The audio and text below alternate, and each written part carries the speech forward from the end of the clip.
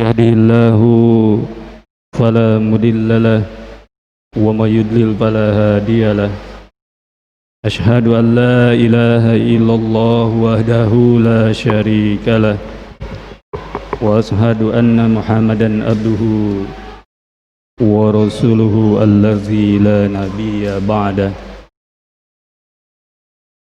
قال الله تعالى في القرآن الكريم: أعوذ بالله من الشيطان الرجيم. نحن نقص عليك أحسن القصاص بما أوجينا إليك هذا القرآن وإن كنتم من قبله لمن الغافلين. وقال أيضا: أينما تكونوا يدرككم الموت ولو كنتم في بروج مسيدة. وقال رسول الله صلى الله عليه وسلم: أكثروا ذكر هذه اللذة يعني الموت. أيها الهادرون، اتقوا الله حق تقاته ولا تموتن إلا وأنتم مسلمون. Ikhwan fillah, jamaah Jumat rahimakumullah, dengan diawali ucapan hamdalah, puji dan syukur kehadirat Allah Subhanahu wa ta'ala atas berkat rahmatnya kita dilimpahkan kesehatan dan kita diberikan petunjuk sehingga kita dimampukan oleh Allah melangkahkan kaki kita menuju ke masjid untuk melaksanakan salah satu kewajiban kita. Di tengah mungkin sekian ratus orang, ribu orang, jutaan orang yang begitu berat untuk sekedar melangkahkan kaki menuju ke masjid meninggalkan urusan dunianya. Berbahagialah kita oleh Allah diberikan petunjuk dan dimampukan untuk melangkah menuju kepada ketaatan. Ikhwan billah, semoga Allah terus mencurahkan rahmat dan keberkahan kepada kita sebagai wujud ketaatan kita kepada Allah, dan juga semoga khatib ingin mengawali dengan doa-doa, mudah-mudahan Allah selalu memberikan keberkahan rezeki kepada kita semuanya. Allah melimpahkan kesehatan kepada kedua orang tua kita yang mungkin masih hidup. Andai pun kedua orang tua kita tidak ada, mudah-mudahan Allah melimpahkan ampunan, maghfirah kepada mereka, dan Allah menempatkan di sisinya yang mulia, di sisi Allah Subhanahu wa ta'ala. Untuk anak-anak kita, generasi kita, keturunan kita, semoga mereka menjadi keturunan yang soleh-solehah, yang akan menjadi bekal bagi kita kelak di akhirat ketika kita dimintai pertanggungjawaban oleh Allah tentang harta dan anak-anak kita. Ikhwan billah, dua ayat yang tadi khatib sampaikan, yaitu landasan filosofis berkaitan dengan sejarah. Ketika Allah menyampaikan di ayat tersebut, nahnu naqussu alaika ahsanal qasas. Ikhwan billah, tidak ada sebaik-baik sejarah, sebaik-baik kisah, sebaik-baik cerita kecuali adalah kisah yang diterangkan di dalam Al-Quran dan juga diterangkan oleh Rasulullah SAW. Pada kesempatan ini, khatib ingin sekedar untuk mengingatkan kita semua dan ingin memulai dengan kesimpulan dari khutbah Jumat pada hari ini. Umumnya ketika orang berbicara, kesimpulan itu di akhir. Khatib ingin mengawali justru dengan sebuah kesimpulan tentang ayat Yang kedua yang khatib bacakan ketika Allah mengatakan aynama takunu yudrikumul maut walau kuntum fi burujim musayyadah. Kalimat yang cukup singkat terdapat dalam surat An-Nisa ayat 78 ketika Allah memberikan penegasan, dan nanti ayat ini sedikit akan diceritakan fakta dan bukti sejarahnya bahwa tidak ada satupun orang yang mampu menghindar dari kematian. Iwan pila ketika Allah berkata, di mana saja kamu berada, aynama takunu yudrikumul maut, maka maut pasti akan menjemput kalian. Walau kuntum fi burujim musayyadah, walaupun kalian bersembunyi, walaupun kalian berada di benteng yang sangat kokoh sekalipun. Iwan pila, oleh sebab itu sejarah dan sejarah manusia yang paling fenomenal adalah ketika diawali oleh Nabi Nuh alaihissalam, di mana manusia kemudian mulai mengenal peradaban. Oleh sebab itu kenapa para raja-raja zaman dulu membuat bangunan-bangunan megah dan kokoh. Di Mesir misalnya, ada bangunan piramid yang luar biasa kokoh dan 9 piramid yang paling besar dari sekian banyak piramid yang kecil-kecil. Khatib juga pernah menyampaikan di mimbar ini di saat yang sama, yaitu ketika khutbah Jumat. Coba perhatikan kaum Ad, kaum Samud, gunung-gunung ditatah menjadi istana-istana megah. Maka bagi mereka berpikir bahwa ketika mereka membuat bangunan yang megah, istana yang megah, mereka berpikir bahwa maut tidak akan menjemput kepada mereka. Kemudian kita juga bisa memperhatikan Namrud. Allah menceritakan tentang sosok Namrud, dan dia hidup di masa Nabi Ibrahim alaihissalam. Bagaimana Namrud membuat, menata kota, bangunan-bangunan megah dan indah. Sebut saja misalnya, kalau kita membandingkan dengan fenomena bangunan yang dibangun di abad modern, sampai hari ini 2020, bangunan yang tertinggi di dunia masih dipegang oleh Khalifa Tower, yaitu bangunan yang berada di Dubai, 830 meter. Bangunan pertama paling tinggi di dunia yaitu ada di Dubai, Uni Emirat Arab. Bangunan tertinggi kedua ada di Jepang, yaitu Sky Tokyo Tower. Tingginya 628 meter. Bangunan tertinggi ketiga di dunia yaitu di Cina, 628 meter, sama dengan di Jepang. Dan bangunan tertinggi keempat di dunia yaitu tepat berada di depan Masjidil Haram, Abraj Al-Bait Tower, 604 meter. Orang Indonesia lebih sering menyebut dengan Zam-Zam Tower. Itu bangunan di abad modern yang dibangun oleh manusia. 830 meter bangunan Khalifa Tower di Dubai. Bangunan tertinggi sampai hari ini belum ada yang mengalahkan. 2021 ke depan, mungkin 5-10 tahun ke depan, itu akan dikalahkan bangunan tertinggi di dunia, yaitu di Arab Saudi, di kota Jeddah, tingginya 1001 meter. Ikhwan bila kalau berangkat ke Jeddah, ada proyek pembangunan tower tertinggi di dunia 1001 meter, baru 1001 meter. Coba perhatikan bangunan yang dibuat oleh Namrud, Menara Babel, 2484 meter, karena dia berpikir bahwa belajar dari peristiwa bencana di masa nenek moyangnya yaitu Nuh, yaitu ketika terjadi peristiwa banjir. Oleh sebab itu anak dari Nabi Nuh kemudian berlari dan menyelamatkan diri ke atas bukit, dan bukit yang dinaiki oleh anak dari Nabi Nuh itu adalah bukit atau pegunungan yang ada di kawasan Turki Selatan atau Irak Utara. Tingginya 2484 meter, hampir setara dengan tinggi Gunung Semeru.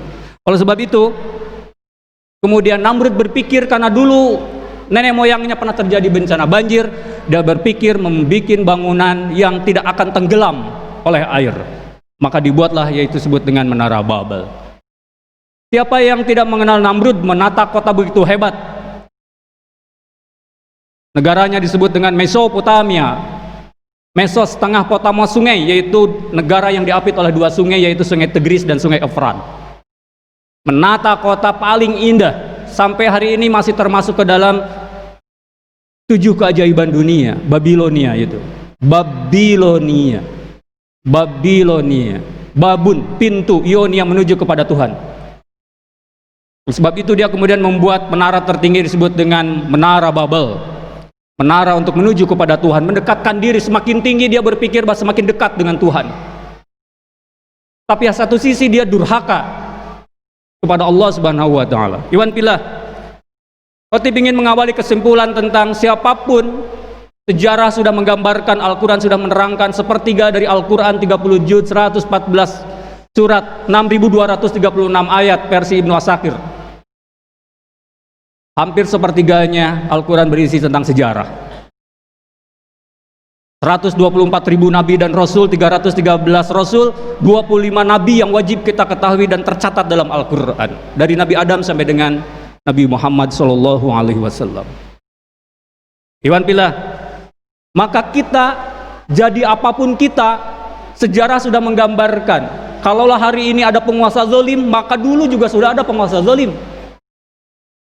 Ada penguasa kaum Ad, ada penguasa kaum Samud, ada Namrud, ada Fir'aun, dan jumlahnya tidak satu. Di setiap zaman, di setiap kenabian pasti akan berhadapan dengan kekuasaan. Maka bagi kita sebagai orang yang beriman, sebetulnya sesuatu yang biasa saja. Yang jadi masalah adalah bagaimana kita bersikap ketika kita berhadapan dengan penguasa zalim. Lihatlah bagaimana Musa berhadapan dengan Fir'aun, bagaimana dan seperti apa dia melakukan. Lihatlah Nabi Ibrahim, apa yang dia lakukan ketika berhadapan dengan Namrud. Iwan Pilah, kematian. Oleh sebab itu Utsman bin Affan ketika beliau berpidato terpilih menjadi seorang khalifah, beliau adalah khalifah ketiga dan khalifah tertua, karena dia diangkat menjadi khalifah dalam usia 71 tahun. Dan beliau termasuk khalifah yang paling lama. Abu Bakar As-Siddiq 2,3 tahun, Umar bin Khattab 10,5 tahun, Utsman bin Affan 12,7 tahun, Ali bin Abi Thalib hanya 5 tahun. Utsman adalah khalifah paling lama dan khalifah paling tua usianya ketika beliau menjadi khalifah. Maka beliau berdiri dan kemudian bertaujih kepada rakyatnya, innakum fi dari qal'atin, sesungguhnya kalian itu sedang hidup berada di persinggahan. Wa fi baqiyati a'marin, dan kalian itu sedang menunggu sisa-sisa usia. Iwan Pilah, kalau hari ini kita berkuasa, maka kekuasaan yang sedang kita pegang itu adalah singgah, karena nanti kekuasaan itu akan diambil orang lain. Pemilihan presiden 5 tahun diganti, pemilihan kepala desa, pemilihan apapun, jabatan-jabatan itu pada akhirnya akan singgah saja. Bapak-bapak hari ini berada di masjid ini singgah hakikatnya, karena asalnya berada di kantor, di rumah, akan kemudian ke sini, balik lagi ke rumah, singgah. Hidup ini singgah. Kalau hari ini harta sedang berada pada kita, maka harta itu sedang singgah pada kita, karena kelak harta itu akan diambil oleh Allah, apapun bentuknya. Diambil orang, bangkrut, ataupun kita sakit sampai kemudian harta habis, atau yang terakhir adalah kita mati, termasuk jabatan. Kalau hari ini kita sedang menjadi kepala apapun, kepala dinas, kepala apa saja, wali kota, bupati, hakikatnya jabatan itu sedang singgah pada kita, dan nanti jabatan itu akan diambil orang lain. Hidup itu berputar. Oleh sebab itu Utsman sebagai seorang khalifah, beliau mengingatkan tentang watak dunia, karena tidak ada satupun orang yang tidak suka dengan jabatan, tidak ada satupun orang yang tidak suka dengan kekayaan, dan tidak sedikit pun orang yang kemudian dia ingin merasa dihargai dan dihormati orang karena jabatan dan harta. Padahal jabatan dan harta hakikatnya adalah sedang singgah. Oleh sebab itu kemudian Utsman mengatakan, ketika beliau mengatakan innakum fi dari qal'atin wa fi baqiyati a'marin fabaddiru ajalakum bi khair ma taqdiruna alaihi, maka bersegeralah kalian berbuat kebaikan sekecil apapun yang kalian mampu. Kalau hari ini kita sedang pegang kuasa, gunakanlah kekuasaan itu untuk kebaikan. Kalau hari ini kita menjadi seorang rakyat, gunakanlah kerakyatan kita untuk berbuat kebaikan, walaupun hanya sekedar mengambil sampah di jalanan, walaupun sekedar mengantarkan seorang nenek yang mau menyeberang.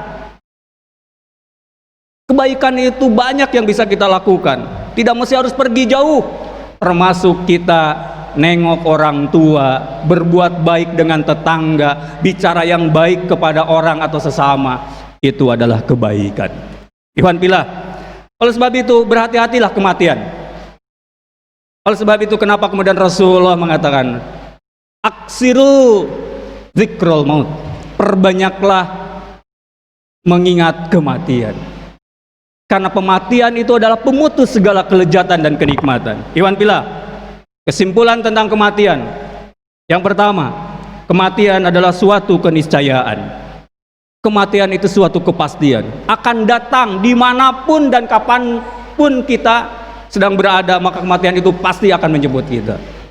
Yang kedua, kematian akan mendatangi siapa saja yang bernyawa. Merasa manusia, pasti kematian itu akan menghampiri kita. Kematian tak bisa dimajukan dan juga tak bisa diundurkan. Kematian adalah hak Allah, hak prerogatif Allah. Keempat, mati bukan milik perempuan ataupun laki-laki, karena mati bisa mendatangi keduanya kapan saja. Kelima, kematian bukan milik orang yang sakit, karena mati bisa saja menjemput orang yang sehat. Tidak sedikit suami istri, istrinya sakit setiap hari atau seminggu 2 kali diantar oleh suaminya yang sehat untuk berobat. Ternyata yang meninggal adalah suaminya yang mengantarkan istrinya ke rumah sakit. Keenam, kematian bukan milik orang yang sudah tua, karena mati bisa saja menghampiri anak muda, bahkan bayi sekalipun. Ketujuh, kematian bukan milik orang yang hidupnya selalu kelaparan, karena mati bisa saja mendatangi orang yang setiap harinya kenyang dan tidak kekurangan apapun. 9, kematian bukan milik orang yang fakir atau miskin, karena mati bisa saja menjemput orang yang kaya dan bergelimang harta. 10, kematian bukan milik orang yang sedang berada di tebing dan terjatuh, tapi kematian bisa menghampiri orang yang sedang duduk santai tanpa penyebab apapun.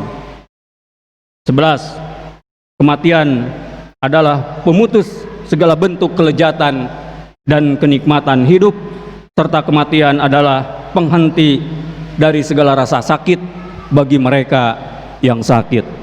Barakallahu li wa lakum.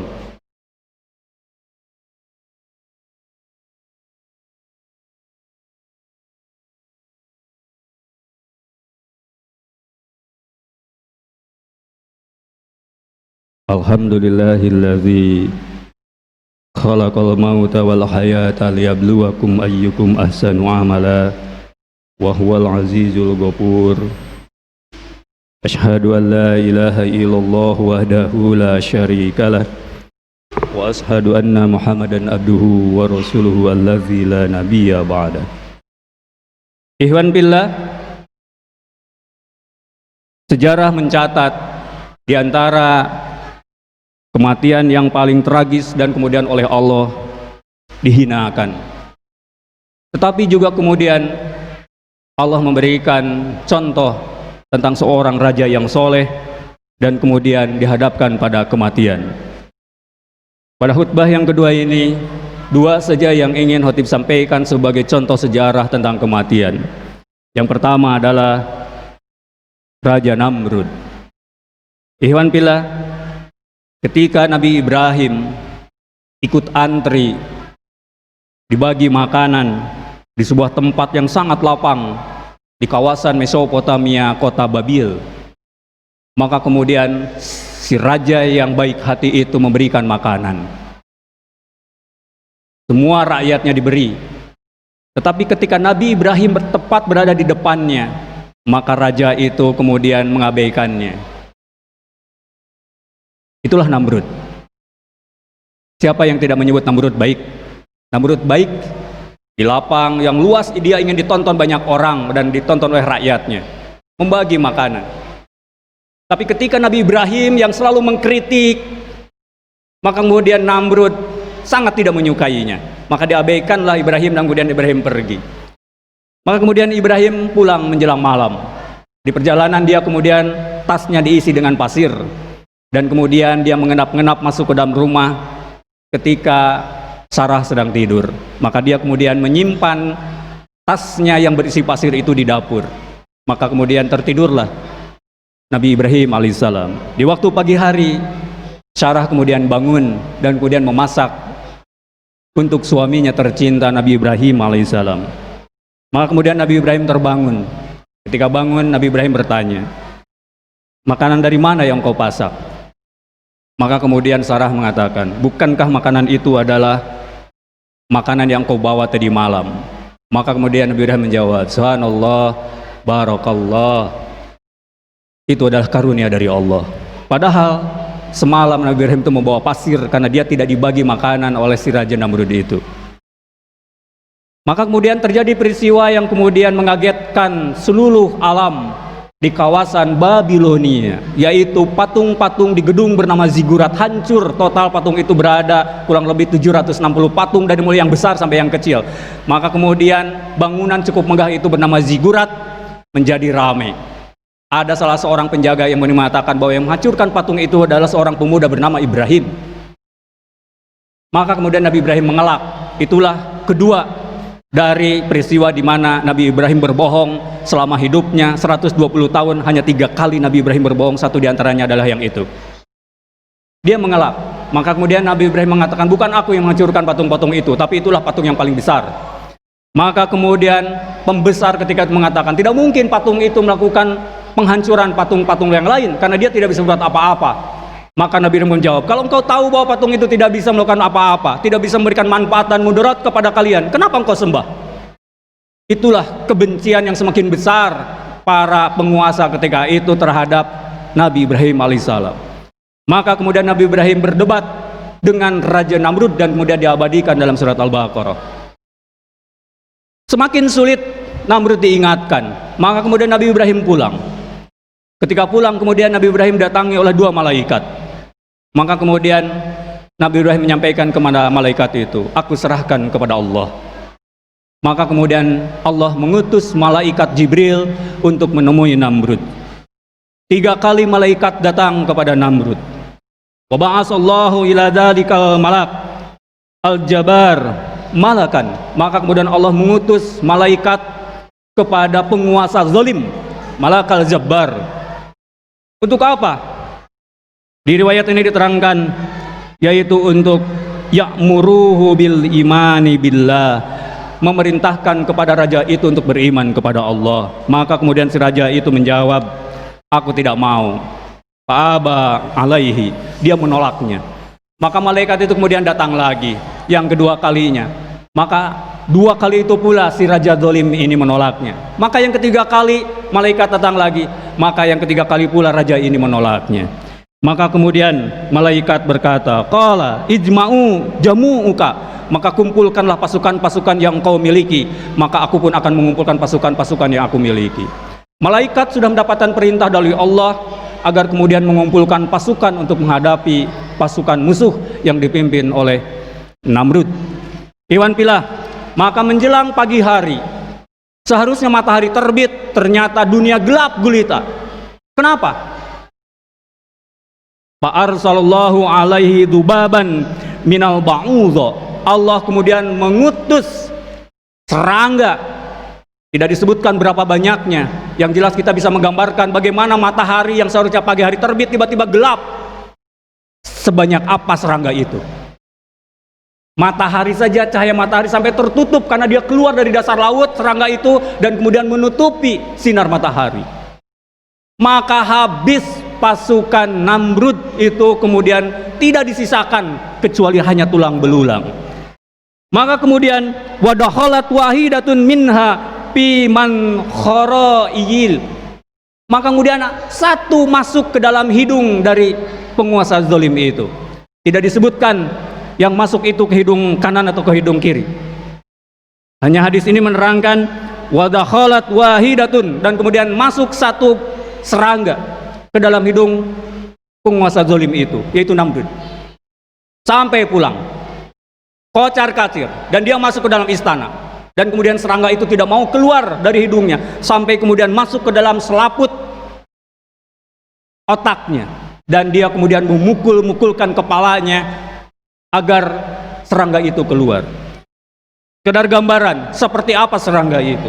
Serangga itu bihaitsulam yarauha anisyamsa, Serangga itu sama sekali tidak terlihat oleh mata kasat, saking kecilnya. Serangga itu saking kecilnya. Mungkin kalau kita menggambarkan seperti kita dulu tahun 80 ada peristiwa Gunung Galunggung, kemudian meledak, kemudian debunya menghalangi sinar matahari. Seperti itu gelapnya kota Bandung, padahal Galunggung itu di Tasik. Mungkin seperti itu pula ketika Allah mengutus serangga dan kemudian mungkin jutaan, mungkin miliaran serangga itu dan kemudian menutup matahari, saking kecilnya tidak terlihat. Satu masuk ke dalam hidung. Berapa lama kemudian serangga itu menetap dalam hidung? Ibnu Katsir menerangkan serangga itu menetap dalam hidung dan Allah menyiksanya. Namrud berkuasa efektif jadi raja hanya 60 tahun, tetapi Allah menyiksanya dengan satu ekor serangga masuk ke dalam hidung 400 tahun. Man harayihi arba'a ma'atan, 400 tahun masuk ke dalam hidung dan serangga itu tidak mau keluar. Sampai kemudian dia mati konyol akibat dari perbuatannya sendiri, yaitu memukul-mukulkan kepalanya dengan besi. Ikhwan fillah, sekedar pelajaran bagi kita. Oleh sebab itu kemudian Al-Quran menerangkan, laqad kana fi qasasihim ibratul liulil albab. Sesungguhnya setiap kisah yang diceritakan oleh Al-Quran itu adalah ibroh, ibrotun, ibroh bagi kita, pelajaran bagi kita, bagi mereka yang mau berpikir. Tapi tidak setiap orang yang diberikan akal oleh Allah kemudian mampu berpikir. Ikhwan fillah, kisah singkat sosok seorang Namrud, raja yang luar biasa hebat, penguasa kawasan Mesopotamia, membentang dari selatan kawasan Irak sampai ke utara kawasan Turki, mati konyol dan Allah menghinakan hanya dengan seekor nyamuk. Sejarah selalu memberikan 3 hal. 1, sejarah memberikan nilai-nilai inspirasi bagi kita. Yang kedua, sejarah memberikan nilai-nilai motivasi bagi kita. Dan yang ketiga, sejarah memberikan nilai-nilai prestasi bagi kita. Mudah-mudahan dari kisah yang barusan Khatib sampaikan menjadi pelajaran dan kita mengambil hikmah, ibroh tentang kematian. Hakikatnya pasti ada saatnya Allah akan menjemput kita. Mudah-mudahan Allah memberikan rahmat dan keberkahan kepada kita di saat Allah menjemput nyawa kita, kita dalam keadaan husnul khatimah, kita berada dalam keadaan taat dan tunduk kepada Allah Subhanahu wa taala. Ikhwan fillah, itu yang dapat Khatib sampaikan.